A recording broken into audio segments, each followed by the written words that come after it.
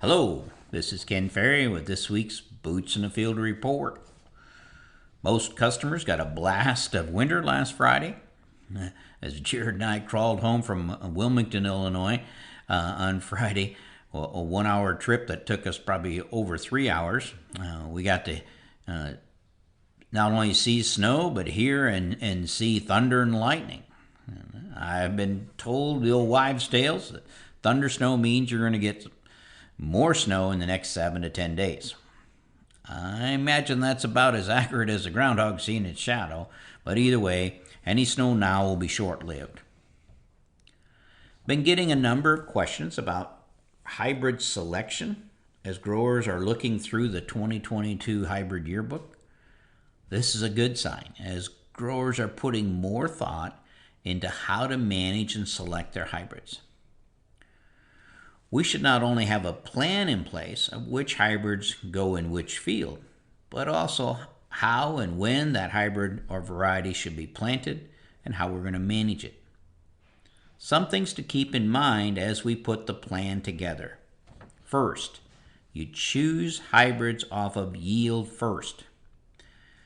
A dog's a dog, even if it's got all the characteristics you want in that hybrid, so we choose off of yield first.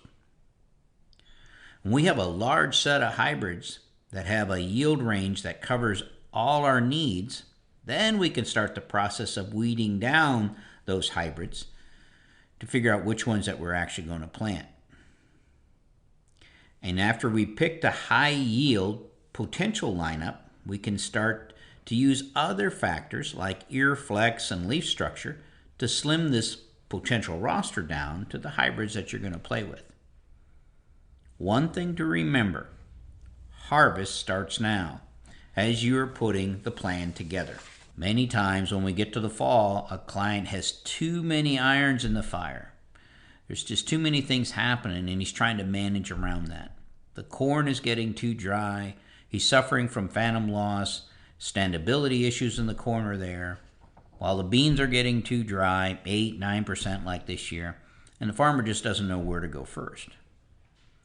When you're discussing the bottleneck with the grower, you find out while he selected 5 different hybrids for diversity, all 5 fit into 110 to 112 day maturity. His beans are scattered across 4 seed companies, but the bean maturities range from 3.2 to 3.5. Now today, with the farmer's ability to plant most of his corn crop in 7 to 10 days, this puts all of the acres ready to harvest the same week. And if it takes you 30 to 40 days to complete your harvest, you're going to have corn standing out there too long after a black layer and beans getting too dry. Again, harvest starts now. We recommend that farmers be able to plant all their corn in 5 to 7 days. Now, it may take a month to get 5 to 7 days right for planting. Growers who gear up to plant all their corn in 5 to 7 days have less issues getting a stand established, and mainly because they're more likely to keep their powder dry waiting for ideal conditions to fire up those corn planters. Growers who need 10, 15 days or more tend to typically have to push those planting windows and start early, or they're going to end up planting at the back end maybe a little later than we would like. Now I know 5 to 7 days is different for each operation. Some start early and run into the night. Some operations, the standard day in the spring is a 19-hour day, while others it may be a 10-hour day. Doesn't make any difference though. What you consider a day, can you plant all your corn in 5 to 7 days? When we continually find ourselves outside of this window, we need to reevaluate that process a little bit, which usually means more hours in the day, in that case where you're going to add more crew to handle that workload, or we get more acres done in the existing time frame with more planters, bigger planters, or faster planters. Many farm operations have added acres, and while they've upgraded tractors and probably their pickup, they haven't increased the planter capacity. And it actually may be going down on a basis that while our growing season is longer today than it was for Dad, it's about 5 days fewer to get our planting done due to the amount of moisture we typically get.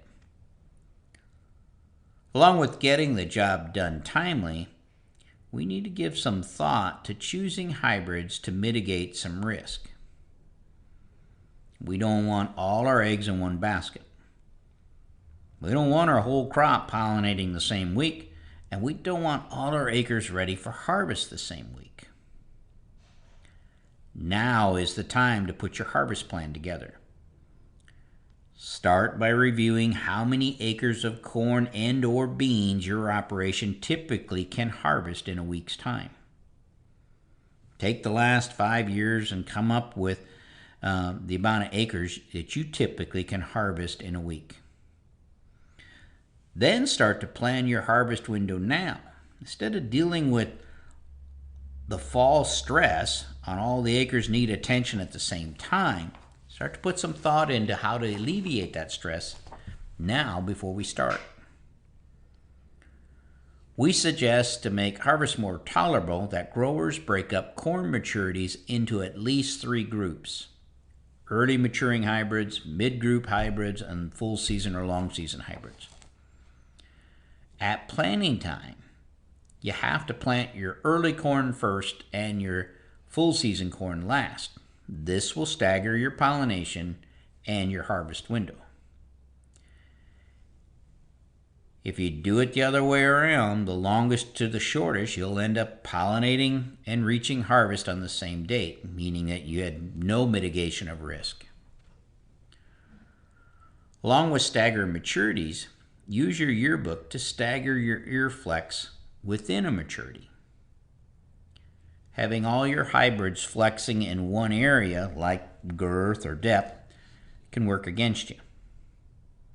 In 2021, here in Tar Spot Alley, many full season D hybrids, those that flex in kernel depth, which happens the last 30 days of fill, didn't make it to black layer before tar spot shut them down and losing their ear fill. The same thing happened to our guys in northern Iowa and southern Minnesota this year who planted full season D hybrids and then got caught by the September 28 frost. Here locally, we're seeing in our yield map meetings that some of our L1 hybrids, the ones that flex in length before tassel, didn't handle the flash drought that we had in June. So you may start with 15 good yielding hybrids in your draft, so you have enough when you weed them down through there to pick your maturities and your ear flex, leaf structure, that you'd have 5 or 6 that fit in your maturity ranges and your needs as far as plant characteristics. The same goes for bean harvest. What is your capacity? Can you harvest both corn and soybeans at the same time, or is it one or the other?